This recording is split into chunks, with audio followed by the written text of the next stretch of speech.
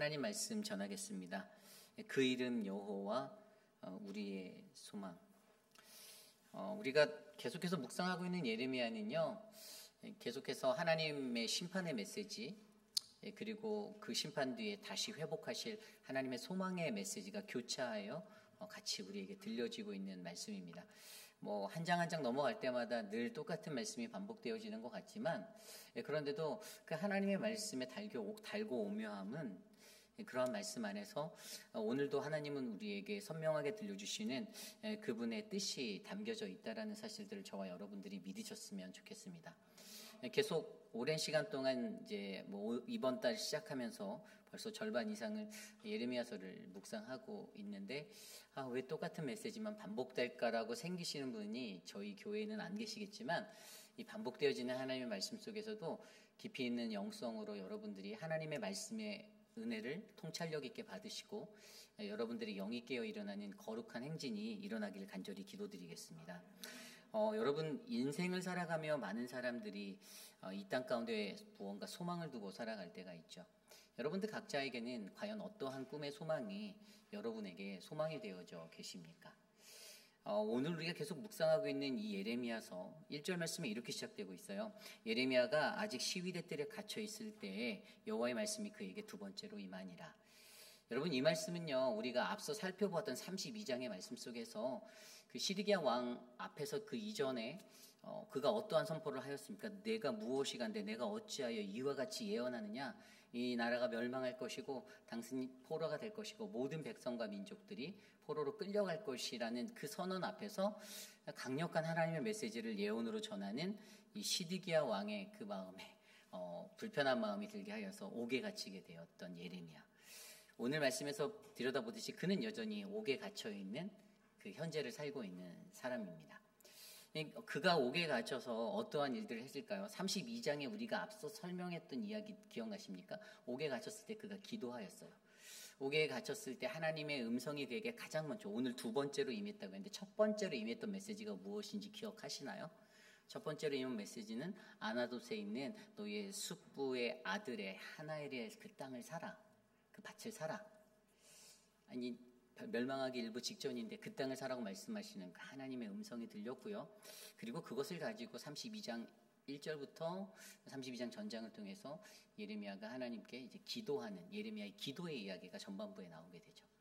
그때 예레미야에게 말씀해 주셨던 하나님의 음성이 어떤 기도라고 여러분들 생각하십니까? 제가 화요일날 새벽 예배 때 잠깐 설명드렸는데 이해할 수 없는 그 상황 속에서 내가 왜 이것을 해야 하냐라고 하나님께 따지는 기도가 전혀 아니었어요. 그 32장 마지막 구절에 보면 25절 구절에 보면 주 여호와여 주께서 내게 은으로 밭을 사며 증인을 세우라 하셨으나 이 성은 갈대아인의 손에 넘긴 바 되었나이다. 여러분 이 말이 여러분들의 귓가에 들릴 때는 아니 왜 망해먹을 땅을 나에게 사라고 말씀하신 겁니까? 나 이해할 수 없어요 라고 따지는 것으로 들리십니까? 아니에요. 이 예레미야의 기도 전체를 들여다보면 주께서 하셨다. 그러나 그들이라는 그 자리에 바로 자신의 연약함을 들여다보며 그들이 가졌던 연약함, 불순종, 순종하지 못함, 그래서 하나님 앞에 심판받아 마땅한 자리에 서게 되는 것, 이것이 오늘 나의 모습이다라고 그가 생각하였기에 그는 자기 자신의 연약함을 가지고 하나님 앞에 기도하며 나갔던 것이 바로 주일의 말씀에 선포되었던 이해할 수 없는 상황 속에 예레미야가 드렸던 기도, 하나님 나의 연약함을, 하나님 내 연약함을 이라는 하나님께 구하는 이 간구로 드리며 나갔다라는 사실. 그럼에도 불구하고 그는 가장 먼저 순종하였었다라고 우리가 알고 있습니다. 그런데 여러분 오늘 이 말씀처럼 오늘 예레미야가 그 감옥에서의 그 기도로 하나님께 간구하고 나가고 하나님이 우리에게 들려주신 말씀 안에서 그에게 다시 응답해 주셨던 어제와 새벽의 말씀을 통해서 하나님이 그래도 너희에게 심판이 임할 것이다 라는 그 음성, 너희가 불순종하였다라는 그 메시지가 반복적으로 그들에게 들려질 때 아마 옥에 갇혀있던 예레미야의 마음 가운데 어떠한 생각이 들었을까? 저는 감옥에 거하고 있는 예레미야에게 부어졌던 예레미야가 그 은혜의 순간들을 생각하지 않았나라고 생각을 합니다. 예레미야가 옥에 갇혀서 하나님께서 말씀해 주신 그 말씀이 자기에게 임하고 그것을 가지고 내가 이대로 실천했는데 근데 내가 하나님 이라고 나의 연약함이 보입니다. 그러나 나도 저들처럼 불순종할까봐 두렵습니다라고 말하며 간구하는 예레미야의 기도 가운데 하나님의 음성을 그가 듣고, 그리고 다시 오늘 말씀에서 그에게 두 번째로 임하는 하나님의 말씀이 있다라는 사실이죠. 그래서 오늘 그 말씀을 통해서 우리가 알 수 있는 것은요, 바로 그 이름 여호와 우리의 소망 되시는 그 하나님을 가장 먼저 우리에게 보여주는데, 그것이 바로 창조주 하나님을 아는 것이 우리에게 소망이다라는 것이에요. 오늘 가장 먼저 창조주 하나님을 아는 것이 바로 우리에게 소망이 된다라는 사실을 오늘 말씀은 전해주고 있어요. 그 말씀이 두 번째로 임하였을 때 2절과 3절 말씀에, 2절 말씀에 이렇게 말합니다. 이를 행하시는 여호와, 그것을 만들며 성취하시는 여호와, 그의 이름을 여호와라 하는 이가 이와 같이 이르시도다. 아멘. 가장 먼저 하나님의 음성이 그에게 자신의 정체성에 대해서 드러내고 계세요. 자기 자신을 뭐라고 표현하십니까? 이를 행하시는 여호와, 그것을 만들며 성취하는 여호와라고 말하고 있어요. 이를 행하시는 자라는 단어, 이 히브리어 단어로 여기에서 나와 있는 그 히브리어 아사라는 단어는 어떤 것을 만들다라는 동사로 쓰여지고 있습니다. 그리고 그것을 짓다라고 하는, 그것을 만들고 성취하는 자, 여기에서 히브리어 야차르라는 단어, 이건 짓다, 성취하다라는 단어예요. 그런데 여러분, 만들고 성취하다라는 아사와 야차르가 어디에 나오냐면요, 창세기 1장에 나와요. 창세기 1장. 창세기 1장에서 하나님이 천지를 창조하시고 모든 피조물을 만드실 때 하나님께서 만드시고 짓고 창조하신, 일을 행하시고 그것을 짓는 자라고 표현된 이 모든 단어가 바로 이 온 세상 만물을 창조하신 하나님, 창조주 하나님의 강력한 주권을 드러내는 단어로 사용된다라고 우리는 이해할 수 있는 거죠. 그러니까 오늘 예레미야에게 임하셔서 나타내시는 하나님의 본성은 바로 모든 만물의 창조주로서의 주권자로서의 그 하나님이다라는 사실을 그에게 드러내주고 있다라는 사실입니다. 여러분, 우리가 하나님을 믿으면서 많은 사람들이 여러분에게, 만약에 많은 여러분들에게 제가 이런 질문을 던져요. 여러분 하나님을 아십니까? 그렇다면 여러분들 각자 개개인이 가지고 있는 하나님에 대해서 데피니션을, 정의를 내리시겠죠. 하나님은 누구야? 하나님은 이런 분이야. 하나님은 사랑의 하나님이십니다. 하나님은 공의의 하나님이십니다. 하나님은 소망의 하나님이 되십니다. 하나님은 위로자가 되시고, 하나님은 승리의 하나님이 되시고, 뭐 여러 가지 것들로 하나님을 표현할 수가 있어요. 그런데 우리가 가장 먼저 하나님의 수많은 그 5만 가지 속성 가운데 우리가 가장 먼저 알아야 하는 것은요, 창조주 하나님이 바로 우리의 하나님 되신다는 사실이에요. 이것은 모든 피조물의 기본이에요. 우리가 피조물된 자로서 하나님의 창조성, 하나님이 갖고 계신 그 주권, 그의 모든 주권을 인정하지 못한 채 우리가 살아간다라면, 우리들은 그 창조주 하나님을 알아가는 것에 소망을 두지 않고 살아간다라면 우리의 인생은 허무한 인생이 될 것이다라는 것이죠.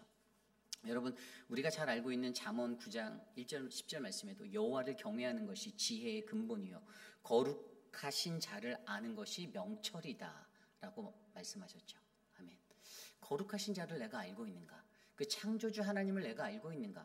하나님을 아는 것이, 여호와를 경외하는 것이 가장 기초인데, 우리가 가장 그 근본 되신 하나님, 바로 모든 것의 창조주 되시고 주권자 되신 하나님을 내가 알고 있는가라는 이 질문들을 던져야 한다는 거예요. 제가 앞서 오늘 일을 행하는 자, 그것을 짓는 자의 히브리어 아사와 야차르라는 단어가 쓰였다라고 했잖아요. 하나님께서는요, 이 모든 만물들을 다 지으실 때, 창세기 1장에 나와 있잖아요. 창세기 1장에 보면요, 1장 1절에 여러분 다 아시죠? 창세기 1장 1절 뭐죠? 시작. 태초에 하나님이 천지를 창조하십니다. 아멘. 태초에 하나님이 천지를 창조하셨다라는 것이 요한복음 1장 1절에 나온 것도 아니고, 계시록에 나온 것도 아니고, 사사기에 나온 것도 아니고, 창세기 1장 1절에 딱 기록되어져 있는 가장 첫 장에 열자마자 나오는 그 이유는요, 우리에게 가장 기초적인 것은 이 세상 모든 만물은 다 하나님께 주권이 있다라는 사실입니다. 대한민국 헌법에도 첫 번째가 대한민국의 그 주권은 국민에게 있다라고 말하잖아요. 그러니까 근데 우리는 모든 믿는 이로서 그리스도인의 주권은 그리스도인에게 있다가 아니라 하나님께 있다라는 이 믿는 이의 헌법과도 같은 이 소명의 소망들을 우리가 품어야 한다는 것이에요. 이것을 모르고 우리가 살아갈 때는 허무한 인생들이 우리 앞에 펼쳐지기 쉽다라는 것이죠.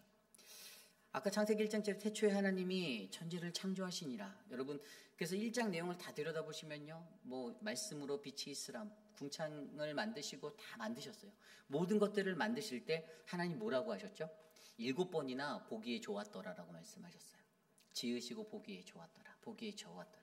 그런데 우리 인간을 만드시고 어떻게 만드셨습니까? 우리를 우리의 형상을 따라 우리의 형상으로 만들자. 우리가 뭐라고요? 전에 말씀드렸던 트리니티, 삼위일체. 복수로 쓰여서 우리가 그냥 하나님 단수 하나가 아니라 성부, 성자, 성령이라는 트리니티로 우리에게 동일한 영으로 우리를, 하나님의 영으로 우리를 만들어 주셔서 인간을 만들어 놓고 뭐라고 말씀하셨습니까? 심히 보기 좋았다라고 말씀하셨어요.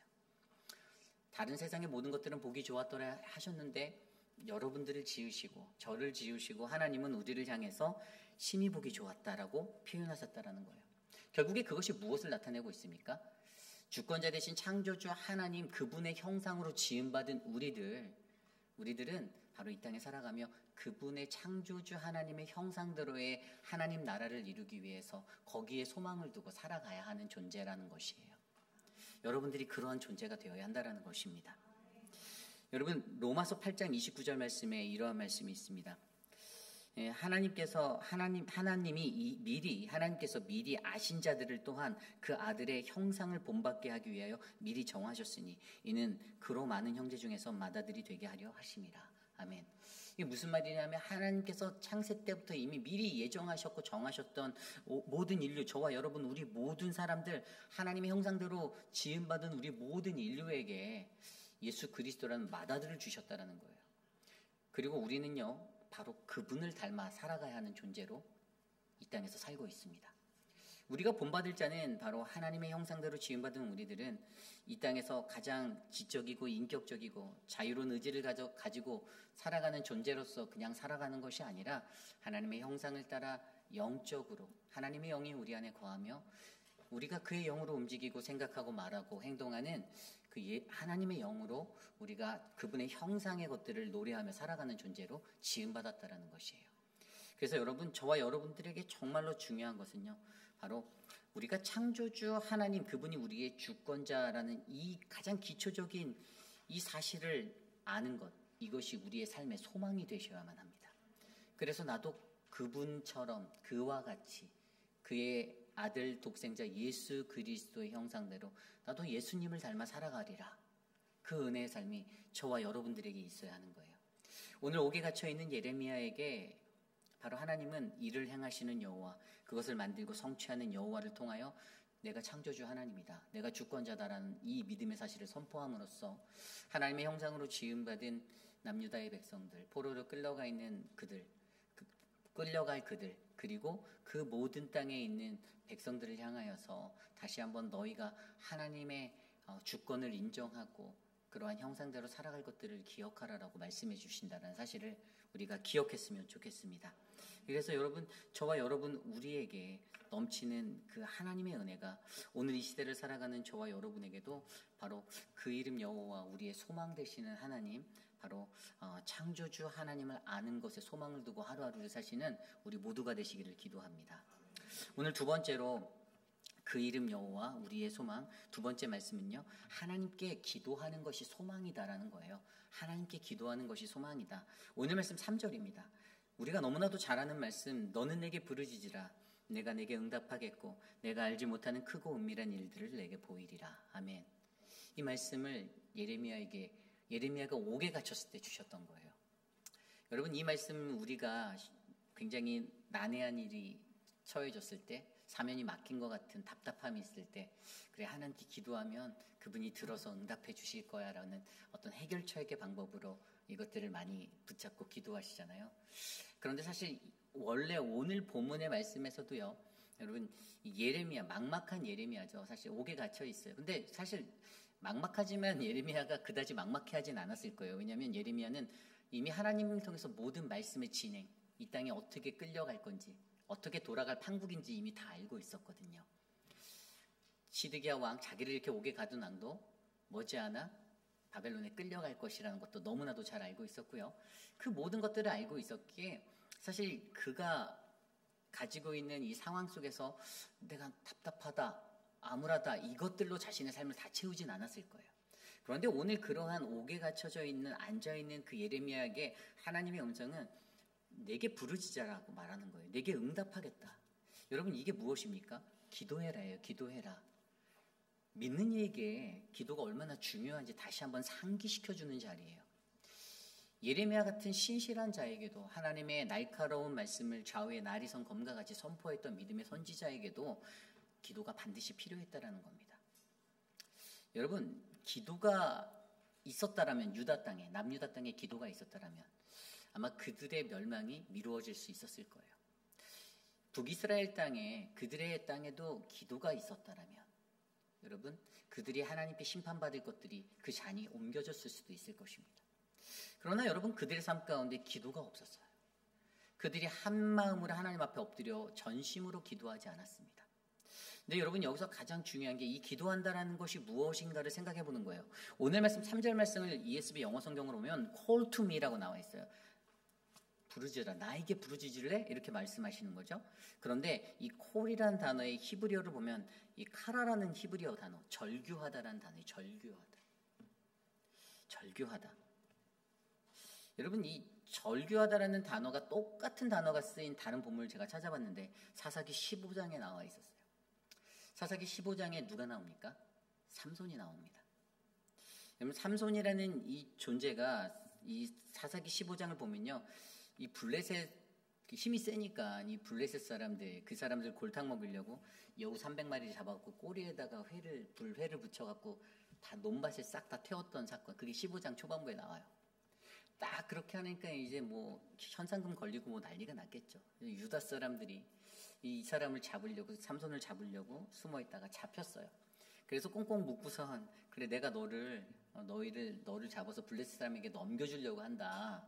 그랬더니 이 사람이 이제 레이라는 지명에 이르렀을 때 거기에서 갑자기 하나님의 영이 그에게 임해서 그가 결박했던 모든 것들을 풀어 헤치고 그 나귀 턱뼈를 가지고 그곳에서 3,000명을 쳐 죽이는 그런 사건이 15장에 나옵니다.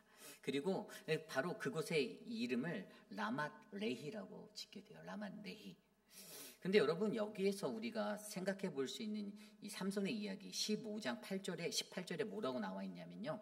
삼손이 심히 목말라 여호와께 부르짖어 이르되 주께서 종의 손을 통하여 이 큰 구원을 베푸셨사오니 내가 이제 목말라 죽어서 할례 받지 못한 자들의 손에 떨어질 것이니라. 아멘. 여기에서 부르짖어가 바로 아까 제가 말씀드린 똑같은 히브리어 카라예요. 절규하다. 잘 보세요. 라맛 레이라는 그 3,000명을 쳐 죽인 나귀 턱뼈로 그 자리에서 다 하고 나서 그가 했던 말이 18절 말씀이에요. 아, 나 목말라. 갈증나. 난 정말 절규하는 마음으로 내가 갈증나서 죽을 것 같으니까요. 내가 이 큰 구원을 오늘 여기서 베풀었는데 내가 지금 목말라 죽을 것 같습니다. 할례 받지 못한 저들의 손에서 내가 떨어질 것 같은데 좀 물 좀 주세요라고 절규하는 목소리로 했다라는 거예요. 여기에서 카라라는 단어가 바로 자신의 삶 속에 심한 갈증 가운데서 그 한 사람이 심한 갈증을 겪는 그 자리에서 하나님을 찾고 부르는 그 갈급함의 절규라는 것이죠. 여러분 우리들이 드리는 기도가 어떤 기도가 되어야 될까요? 오늘 말씀은요. 우리가 하나님께 드려야 하는 기도는 부르짖음의 기도가 되어야 하는 거예요. 절규의 기도가 되어야 하는 거예요. 과연 우리의 삶에 우리가 얼마나 이런 절규로 하나님 앞에 기도하십니까? 그냥 가만히 앉아서 기도하실 수 있어요. 기도의 여러 가지 유형이 있기 때문에 그 다양함을 뭐라고 하는 것이 아닙니다. 그러나 여러분 우리에게 간절함이 필요하고 우리가 정말 절박함이 느껴지고 우리가 그러한 것들이 있다면요. 여러분 간절히 절규하는 마음으로 하나님을 찾으셔야만 합니다.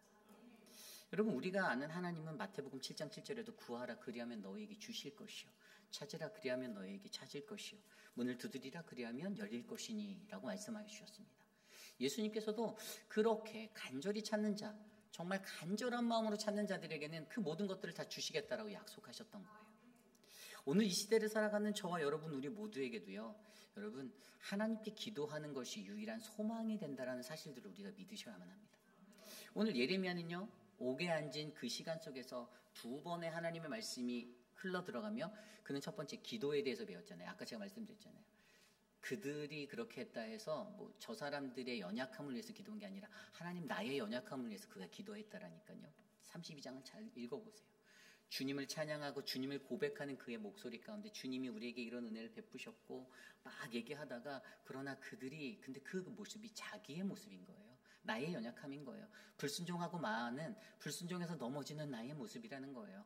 그래서 예레미야가 기도한 거예요. 옥에 갇힌 그 자리에서도 원망하거나 하나님 왜 내가 망할 줄로 내 돈을 낭비시키려고 아나돗에 그 땅을 사라고 했어요라고 하나님께 클레임하고 왜 멸망할 땅을 사라고 한 거라고 따지는 멘트가 아니라 내가 하나님께 순종했습니다. 그런데 하나님 난 여전히 연약해요. 하나님 내 기도를 들어주세요라는 이 간구로 그가 옥자리에서 옥바지하고 있다는 거예요. 여러분 우리의 삶 가운데서도요. 우리는요. 하나님께 기도하며 모든 것들을 맡기고 나아갈 수 있는 믿음의 사람들이 되길 기도합니다. 우리에게 이런 부르짖음이 넘쳐나기를 기도합니다. 하나님께 간절히 붙잡고 부르짖으십시오. 그러면 그때 내가 내게 응답하고 내가 알지 못하는 크고 은밀한 일들을 내게 보여주겠다라고 우리에게 약속하여 주셨잖아요. 어느새 이 문제가 해결됐네. 어느새 이것이 지나갔네. 어느새 하나님의 은혜가 내게 임했네. 저와 여러분 우리의 모두의 삶에 바로 그 이름 여호와 우리의 소망 되시는 그 하나님께 기도하는 것이 소망임을 깨달아 주님께 간절히 절규하는 마음으로 기도하시는 우리 모두가 되시기를 간절히 기도드리겠습니다. 이것이 오늘 말씀의 두 번째 바로 하나님께 기도하는 것이 소망입니다입니다. 오늘 마지막으로 그 이름 여호와 우리의 소망은요 바로 하나님의 사랑을 아는 것에 소망이 있다라는 것입니다. 하나님의 사랑을 아는 것이 소망이 있다. 오늘 말씀 4절부터 마지막 말씀 13절까지의 말씀 보면요. 특별히 4절에서 5절은요. 심판에 대해서 이야기해주고 있어요. 이스라엘 하나님 여호와께서 말씀하시니라 무리가 이 성읍의 가옥과 유다 왕궁을 헐어서 갈대인의 참호와 칼을 대항하여 싸우려 하였으나 내가 나의 노여움과 분함으로 그들을 죽이고 그들의 시체로 이 성을 채우게 하였나니 이는 그들의 모든 악행으로 말미암아 나의 얼굴을 가리어 이 성을 돌아보지 아니하였습니다. 계속해서 반복적으로 들려지는 심판의 메시지지만 여러분 이것은 반드시 이 심판이 임할 것이다라는 심판이에요. 다른 말로 하면 병이에요. 병을 준다는 거예요. 하나님 병을 준다는 거예요. 그리고 6절부터 13절까지 보면요. 회복을 나타내고 있어요. 그러나 6절에 그러나로 시작하죠. 그러나 보라 내가 이 성읍을 치료하며 고쳐 낫게 하고 평안과 진실이 풍성함을 그들에게 나타낼 것이라. 아멘. 내가 널 치료하겠다. 회복시킬 것이다. 여기서 그치지 않습니다. 치료와 회복을 6절에서 말했다면 7절에는 다시 세움에 대해서 얘기하고 있어요. 내가 유다의 포로와 이스라엘의 포로로 돌아오게 하고 그들을 처음같이 세울 것이다. 다시 세울 거래요. 회복시킬 거래요. 그리고 8절에 보면요. 대속의 하나님, 정하게 하신 죄사함의 하나님을 선포합니다. 내가 그들을 내게 범한 그 모든 죄악에서 정하게 하며 그들이 내게 범하며 행한 모든 죄악을 사할 것이라. 아멘. 9절 볼까요? 두려움의 하나님을 나타냅니다. 이 성읍의 세계 열방 앞에서 나의 기쁜 이름이 될 것이고 찬송과 영광이 될 것이요. 그들은 내가 이 백성에게 베푼 모든 복을 들을 것이요. 내가 이 성읍에 베푼 모든 복과 모든 평안으로 말미암아 두려워하며 떨리라. 아멘. 하나님께 복 받았다고 평안하다고 거기서 멈추는 게 아니고요. 여러분 하나님께 받은 복과 평안이 우리의 삶의 두려움이 되기를 간절히 기도합니다. 하나님을 향한 두려움이 되어야 되는 거예요. 그래야 하나님을 더 잘 경외할 수 있는 자가 되는 거예요. 그리고 10절 말씀에 10부터 13절까지는 회복의 하나님, 황폐한 곳을 다시 생명의 땅으로 뒤바꾸시는 그런 하나님을 말씀하고 계세요. 이걸 다른 말로 하면 이 회복은요, 약이에요, 약. 요즘 이 세대를 살아가는 사람들에게 이런 말 있죠. 병 주고 약 주고. 근데 여러분 우리 하나님은요. 병 먼저 주고 약 주는 그런 존재가 아닙니다. 이건 인간의 착각이에요. 우리 인간들은 그냥 병 주고 약 주네 라고 말을 하는 하나님을 그러한 착각으로만 바라볼 때가 많아요. 내가 좋을 때는 괜찮았다가 갑자기 내가 힘들어지면 하나님 내가 병 줬다는 거예요. 그러다가 하나님 조금 더 회복시키시면 조금 이따 또 회복시키시면 그 고난 지나가고 회복되면 하나님 날 치료하셨다, 약 주셨다고 생각해요. 여러분 그게 아니라는 거예요. 인간의 착각은 그냥 병이 먼저다 뭐 이렇게 생각하는 것들이 되겠지만 여러분 우리 하나님은요. 여기에 나와 있는 병과 약, 바로 심판과 회복, 바로 하나님의 사랑이 담겨 있는 사랑의 하나님이시라는 거예요. 왜 하나님이 오늘 이들에게 이러한 병을 주고 이러한 약의 처방을 해주시나? 무엇이죠? 왜 그들을 그냥 심판하고 멈추셨으면 되는데 왜 그들을 다시 회복시키시겠나? 내가 널 고쳐서 쓰겠어. 내가 너희를 회복하여 다시 쓰겠어라고. 너희가 내 복음을 듣게 될 것이고 너희가 내 복을 받게 될 것이고 너희가 내 평안을 다시 얻게 될 거야. 그리고 너희는 다시 나를 경외함으로 두려워할 거야. 왜 하나님이 이 말씀을 하시냐? 그것은 하나님이 근본적으로 그의 사랑하는 백성들을 기억하시기 때문이라는 사실이죠. 남유다의 백성들을 기억하고 계셨습니다. 70년의 포로의 시간 속에서 고난받고 힘들고 아프고 상처받고 쭈그려서 바벨론 강가에 앉아서 울면서 자신들의 그 예루살렘 도성의 방향 남쪽을 바라보며 슬피 울던 그들의 노랫소리가 울려 퍼지는 그 시대 속에서도 여전히 하나님께서는 그들을 사랑하셔서 그들에게 주어지는 심판 뒤에 다시 회복이라는 소망을 심어주셨다는 사실을 우리가 기억해야 한다는 것이죠. 하나님의 사랑이란 바로 그런 것이에요. 하나님의 사랑이라는 것은 무조건 좋은 것만 나누어지고 무조건 좋은 삶으로 채워지고 무조건 내 삶이 행복하고 만사형통하는 그러한 어떤 자동 판매기와 같은 어떤 마술을 하는 어떤 마술상자와 같은 그런 것이 아니라 하나님의 사랑이라는 것은 내 자녀가 잘못된 길을 걸어가면 그것을 다독거려서 그것을 그르쳐서 때로는 혼을 내서라도 다시 제자리로 돌아오게 만드는 이것이 진정한 아버지 하나님의 사랑이다라는 것입니다. 여러분, 많은 사람들이 이 하나님의 사랑, 이 공의의 사랑을 잘 몰라요. 그냥 하나님을 극단적으로 무조건 unlimited 그냥 eternal love를 하시는 그런 영원한 사랑을 베푸시는 하나님으로만 이해하는데 그렇지 않다라는 거예요. 분명히 우리가 말씀을 통해서 배우는 우리가 마주하는 하나님은 공의의 하나님. 여러분, 공의가 뭐예요? 공평과 정의로. 공평이 뭡니까? 공정하신 하나님. 부정과 불의가 없고 누구에게나 평등하고 차별이 없는 것. 그리고 정의는 바로 올바른 도리잖아요. 올바른 대로 하나님의 말씀대로 우리에게 도가 된 예수 그리스도가 우리의 도가 되어서 우리의 정의가 되어서 우리의 믿음의 길을 그 공의로 이끌어 가시는 하나님. 바로 그 예수 그리스도를 통해 본인이 갖고 있는 최고의 사랑을 십자가 위에서 드러내시는 그 하나님께서 오늘 이 순간에 남유다 땅에 있는 저들에게 또 예레미야 옥에 갇혀 앉아있는 예레미야에게 그래도 나는 여전히 너희에게 사랑의 하나님이다. 내 안에 담겨져 있는 공의를 이 심판과 회복을 은혜로 받아들여라. 이 메시지를 전달하며 그들이 다시 일어나 회복하기를 간구하고 있다는 사실을 우리는 말씀을 통해 배울 수가 있습니다. 로마서 3장 21절 24절 말씀에 이러한 말씀이 있습니다. 이제 율법에 하나님의 한 의가 나타났으니 율법과 선지자들에게 증거를 받는 것이라. 곧 예수 그리스도를 믿음으로 말미암아 모든 사람이 말미암아 미치는 하나님의 은이 차별이 없느니라. 모든 사람이 죄를 범하였으며 하나님의 영광에 이르지 못하였더니 그리스도 예수 안에 있는 속량으로 말미암아 하나님의 은혜로 값없이 의롭다 하심을 얻은 자가 되었느니라. 아멘. 가장 최고의 사랑 되신 예수 그리스도를 통해 우리에게 값없이 주신 그 대속의 속량의 은혜를 통해 누구 하나도 죄를 벗어나지 못해서 모든 인간이 다 죄에 빠져 있는, 그래서 하나님의 영광에 이르지 못하고 있는 허우적거리는 그 삶의 상태를 살아가는 우리들에게 차별이 없이 누구에게나 동일하게 예수 그리스도의 십자가의 사랑으로 말미암아 우리를 건져주신 하나님, 그 하나님의 사랑으로 오늘도 저와 여러분들에게 바로 우리가 믿는 그 이름 여호와 바로 우리의 소망 되시는 그 하나님은 바로 사랑의 하나님이다라는 이 믿음의 소망을 우리에게 알려주고 있는 것입니다. 여러분, 저와 여러분들의 삶 가운데 그 하나님의 은혜가 흘러넘치기를 간구합니다. 세상의 어떤 것보다도 우리를 부르신 그 하나님 앞에서 로마서 8장 28절에 우리가 알거니와 하나님을 사랑하는 자 곧 그 이름을 믿는 자들에게는 그 뜻대로 부르심을 입은 자들에게는 모든 것이 합력하여 선을 이룬다.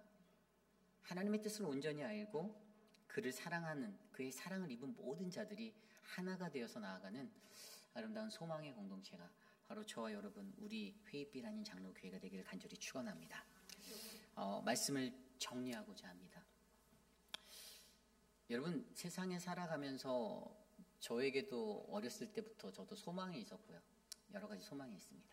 요즘 제게 누군가가 당신의 소망은 무엇입니까? 라고 물으신다라면 저는 그냥 우리 회익비라는 장로교회가 하나님의 말씀 안에서 강성하여지고 건강하여지는 교회라고 믿습니다. 여러분들에게 소망이 오늘 무엇이냐라고 누군가가 물어보신다라면 여러분들은 무엇이라 대답할 수 있습니까? 그냥 내가 죽는 날까지 좀 편안하게 살다가 잠든 듯이 눈 감고 싶습니다. 뭐 틀린 소망은 아니에요. 그런데 여러분, 우리가 이 땅을 살아가면서 우리의 호흡이 닿는 날까지 저와 여러분은요, 하나님이 누군지를 알아야 한다라는 거예요. 이게 가장 큰 소망이 되셨으면 좋겠어요. 하나님이 누구인가를 아셔야 돼요.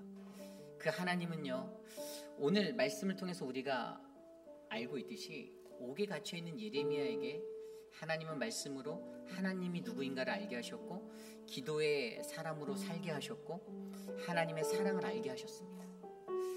하나님을 알 수 있는 그 모든 것들을 그의 아주 어렵고 막막한 상황 속에서 하나님은 은혜로 베풀어 주셨어요. 그래서 예레미야의 삶이 하나님 나라의 그 소망을 전할 수 있는 믿음의 사람이 될 수 있었던 거예요. 저는 저와 여러분 우리의 모두의 삶 가운데 그런 은혜가 날마다 넘쳐났으면 좋겠습니다. 하나님의 소망으로 가득 채우는 내 삶, 그 이름 여호와, 우리의 소망 되시는 여호와, 이분을 붙잡고 저와 여러분 안에 더 큰 하나님의 은혜가 충만하기를 간절히 기도하겠습니다. 이 시간 그러한 마음으로 같이 좀 찬양을 좀 불러보기 원하는데요. 이게 처음 부르는 찬양이실 거예요. 이 찬양 주의 아버지. 근데 부제가 뭐냐면 변함없이 우리를 일으키시네라는 찬양이에요. 이 찬양의 가사가 요즘에 저한테 좀 많이 와닿았었어요. 제 가사를 좀 먼저 읽어드리면 주의 손 날 붙드시네, 영원한 피난처 되시네, 깊어진 한숨 속에도 변함없이 우리를 일으키시네, 주의 아버지 크신 팔로 날 덮으시네, 주는 내 큰 능력 변함없이 우리를 일으키시네. 이런 가사거든요. 아마 예레미야에게, 오가연에 갇혀있는 예레미야에게 아마 이 구절이 들렸다라면 막 눈물의 선지자가 엄청난 눈물을 흘리며 찬양했을 것 같다는 생각이 들었어요. 그래서 이 찬양을 함께 우리 같이 불러보도록 하겠습니다. 함께 찬양해 볼게요.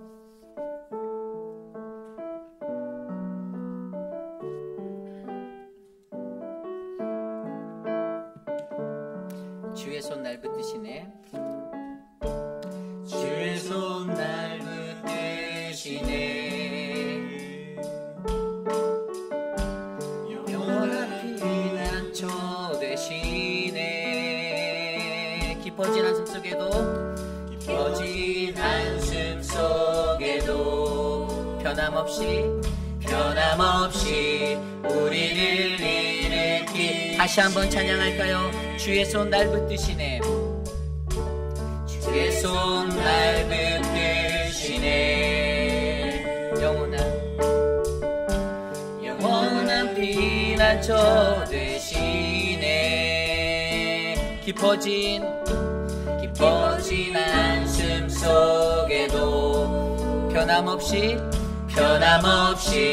우리를 일으키시네, 주의 아버지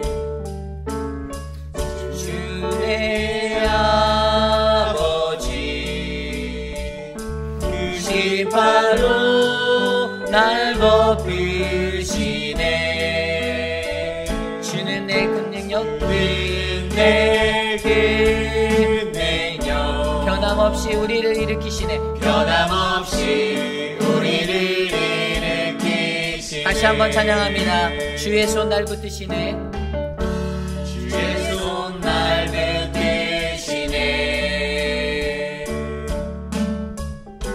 영원한 피난처 되시네, 깊어진 한숨 속에도 변함없이 우리를 일으키시네, 주의 아버지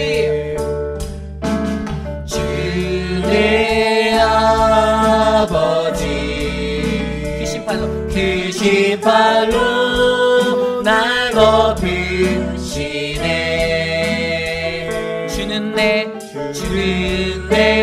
큰 능력 변함없이 변함없이 우리를 일으키시네. 다시 한번 찬양할까요? 주의 손 날 붙드시네. 주의 손 날 붙드시네.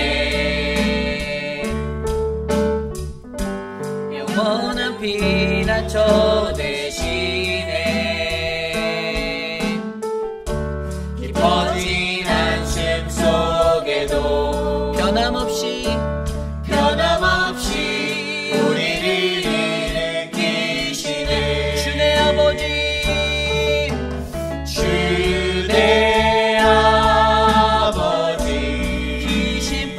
크신 팔로 날 덮으시네. 주는 내 큰 능력 주는 내 큰 능력. 변함없이 우리를 일으키시네. 주의 아버지 주의 아버지 크신 팔로 날 덮으시네. 주는 내 큰 능력 주는 내 큰 능력. 변함없이 우리를 일으키시네. 주의 아버지 마지막으로 한 번 더 주의 아버지 주의 아버지 크신 팔로 날 덮으시네. 주는 내 큰 능력. 변함없이 우리를 일으키시네. 오늘 이 시간에 저와 여러분들을 붙잡아 일으키실 그 하나님을 우리가 함께 바라보며 기도하기 원합니다. 주님의 손이 오늘 여러분들을 붙들어 주실 것입니다. 어떠한 상황 속에서도 영원한 우리의 피난처가 되어 주실 것입니다. 한숨 쉬고 있는 나의 삶 가운데 변함없이 우리를 일으키시는 그 하나님, 바로 주 내 아버지를 바라보며 이 시간 우리가 기도했으면 좋겠습니다. 오늘 주신 말씀처럼 우리가 하나님을 아는가? 우리가 어떠한 세상의 소망을 붙잡고 살아가는가? 하나님을 아는 소망, 하나님은 누구이신지, 과연 그 하나님을 내가 알고 살아가는지 기도하는 우리 모두가 되기를 원합니다. 바로 하나님 창조주 되시는 주권자 하나님을 아는 것이 우리의 삶의 소망이 되기를 기도합니다. 하나님께 기도하는 것이 유일한 소망이 되시는 것을 기도하기 원합니다. 하나님의 사랑을 아는 것이 소망 되심을 우리가 기도하기 원합니다. 이 시간 함께 합심하여 이것을 위해 기도하겠습니다. 하나님, 오늘 우리의 삶 가운데 함께하여 주십시오. 하나님, 우리의 삶 가운데 하나님을 아는 것이 소망이 되길 원합니다. 창조주 하나님, 그 주권자 하나님, 그분을 아는 것이 우리의 삶의 모든 것이 되게 하여 주시옵소서. 하나님, 우리가 하나님 앞에 바로 절규하며 절실한 마음으로 하나님 앞에 간구하는 기도하는 자가 되기를 원합니다. 우리의 삶 가운데 다른 대상이 아닌 바로 하나님을 향하여 간구하는 그 간구가 있기를 하나님, 기도하는 우리를 되게 하여 주시옵소서. 하나님, 하나님의 사랑을 아는 것이 소망입니다. 하나님의 사랑을 착각하지 않게 하여 주십시오. 인간이 바라는 하나님 그러한 축복의 사랑이 아니라 하나님, 우리가 바라는 하나님의 사랑은 우리를 어긋난 자리에서 회복하여 다시 주님의 거룩한 말씀의 길에 서게 하는 것임을 알게 하여 주시옵소서. 하나님, 도와주시옵소서. 주의 공의로 우리를 다스려 주시옵소서. 인도하여 주시옵소서. 우리 이 시간에 계속해서 기도할 때 우리 교회 육신의 연약한 가운데 계신 분들을 위하여 기도합니다. 특별히 우리 천문자 집사님을 위해서 기도해 주시고요. 또 우리 박문자 집사님을 위해서, 또 한영숙 집사님을 위해서 기도해 주시기를 부탁드립니다. 또한 우리 8월 달에 수술을 받으시는 두 분이 계세요. 우리 지연초 권사님과 우리 소영 집사님 눈의 수술을 위해서 이것들을 같이 좀 기도해 주셨으면 좋겠습니다. 하나님이 만지셔야 하고 하나님이 치료하셔야 합니다. 하나님이 집도해 주실 거라 믿습니다. 그 외에도 많은 분들이 혈압과 당뇨, 고혈압 또는 치매로 인해 고생하시는 분들이 계시고요. 또 우리 수술이 회복 중이신 분들도 계세요. 오재근 장로님도 계시고, 그 많은 분들을 여러분들이 기억하며 기도해 주시기를 부탁드립니다. 우리 또 강경욱 집사님을 위해서도, 건강을 위해서도 기도해 주시고요. 또 남편들을 돌보는 분들이 계십니다. 힘들지 않도록 여러분들 함께 기도해 주시길 간구합니다. 이 시간 함께 우리 사랑하는 분들을 위해서 함께 기도하겠습니다. 하나님 도와주십시오. 하나님의 은혜로 만져주십시오. 사랑하는 우리 유강현 집사님, 하나님 이완순 집사님, 이인우 장모님, 하나님 이미애 장모님 축복하여 주시고 붙잡아 주십시오. 사랑하는 우리 지은초 권사님, 우리 박세훈 집사님의 수술을 만져주십시오. 하나님 인도하여 주십시오. 하나님의 은혜로 다스려 주십시오. 우리 강경훈 집사님의 삶을 만져주시고 하나님 강경수 집사님의 삶을 축복하여 주시고 회복하여 주시고 은혜를 베풀어 주시옵소서. 육신의 연약함 가운데 거하는 많은 분들 하나님 우리가 간절히 기도하오니 주께서 친히 만져주시고 낫게 하여 주시고 하나님 회복하여 주시옵소서. 사랑하는 청문자 집사님, 박근혜 집사님, 한우식 집사님 축복하여 주십시오. 하나님 돌보아 주십시오. 황봉현 집사님 붙잡아 주시옵소서. 은혜를 베풀어 주시옵소서. 우리 마지막으로 기도할 때 우리 교회를 위해서 함께 기도하기 원합니다. 여러분 우리 교회의 모든 예배가 하나님의 은혜로 살아날 수 있도록 기도해 주시기를 부탁드립니다. 여러분 주위를 둘러보세요. 오늘 몇 명이나 이곳에 나와서 함께 예배하고 있는가? 우리의 예배 초소가 하나님의 거룩한 예배 초소가 정말 하나님의 신실한 자들의 모임으로 더 강성해지길 기도합니다. 예전에 복음을 처음 듣게 되었던 그 1900년도 초반대 평양 대부흥의 그 장대현 교회 현장에는요, 여러분 정말 남녀노소 가리지 아니하고 그들의 신분을 그 귀천을 다 따지지 아니하고 많은 사람들이 하나님의 말씀을 듣기 위해 그 자리에 빼곡히 채워서 하나님 앞에 예배하며 나아갔던 우리의 믿음의 선조들의 그 열정이 있었습니다. 그것으로 말미암아 어떻게 됐습니까? 바로 우리 대한민국에 하나님의 그 복음이 전파되어지고 많은 이들이 그리스도인으로 부르심을 받게 되었습니다. 여러분 오늘 이 시대에 21세기에 오늘을 살아가는 저와 여러분의 삶을 둘러보십시오. 과연 우리에겐 그러한 열정이 있는가? 나는 하나님의 말씀을 듣기 위하여 그 갈급한 심령을 얼마나 내가 하나님 앞에 달름질함으로 달려가고 있는가? 하나님 우리의 예배당을 채워주시고 거룩한 주님의 은혜로 믿음의 사람들을 보내주시고 하나님 주의 말씀으로 강성하여 주실 수 있도록 우리를 다스려 주옵소서. 이 시간 우리의 모든 예배를 위해서 함께 기도하겠습니다. 하나님 도와주십시오. 우리의 예배를 다스려 주시고 우리의 예배를 만져주시고 우리의 예배 가운데 주님의 은혜가 넘치게 하여 주시며 하나님 그 은혜로 말미암아 하나님 우리 교회 가운데 성령의 운행하심으로 하나님의 역사하심으로 이 교회가 더욱더 큰 하나님의 복음의 사명을 감당하는 믿음의 터전이 되게 하여 주시옵소서. 하나님 우리에게 좋은 환경과 좋은 은혜의 터전을 주셨사오니 사랑하는 교회 안에서 하나님의 말씀을 듣고 거룩한 믿음의 자녀들로 하루하루 감사함으로 살아갈 수 있는 가장 멋진 신앙인들이 이곳에서 자라나게 하여 주시옵소서. 주님 도와주시옵소서. 우리 회의필 아닌 장로교회를 하나님의 축복으로 덮어주시고 하나님의 은혜로 채우시고 하나님 이 교회가 더욱더 주님의 은혜의 터전이 될 수 있도록 하나님 우리를 만져주시옵소서. 다스려 주시옵소서.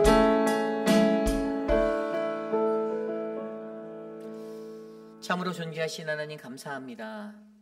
하나님 겨울이 가고 봄이 오면 또 여름이 오고 여름이 지나면 가을이 오듯이 하나님 사계절의 시간은 멈추지 아니하고 우리들의 눈앞에서 흘러가는데 하나님 변화무쌍한 세상과 계절 속에서도 하나님 우리들이 요동하지 않고 온전히 그리스도의 계절을 붙잡아 살아가는 믿음의 백성들이 되기를 간절히 기도합니다.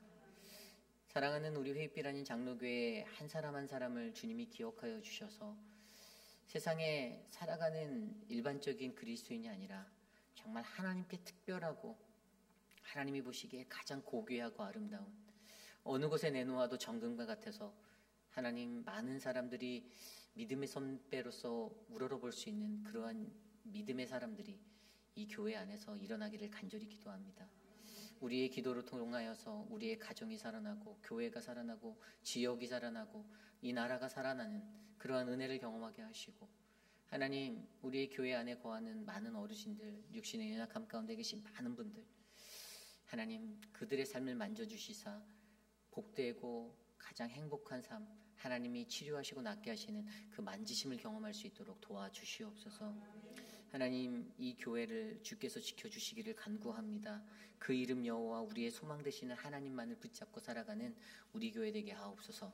지금은 우리 구주 예수 그리스도의 무한하신 은혜와 그 크신 하나님의 사랑하심과 성령 하나님의 감화감동 교통하심의 역사가 거룩하신 하나님의 이름, 그 이름 여호와를 붙잡아 살아가는 우리 모두가 바로 세상의 소망이 아닌 그 이름의 소망을 두고 주님을 알고 또 주님 앞에 간절히 기도하고 또 주님 안에서 그 하나님의 사랑을 배워 내가 살아가기 원합니다.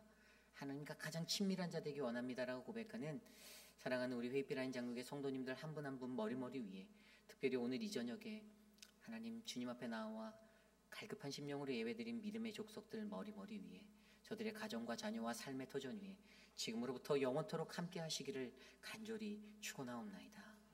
아멘.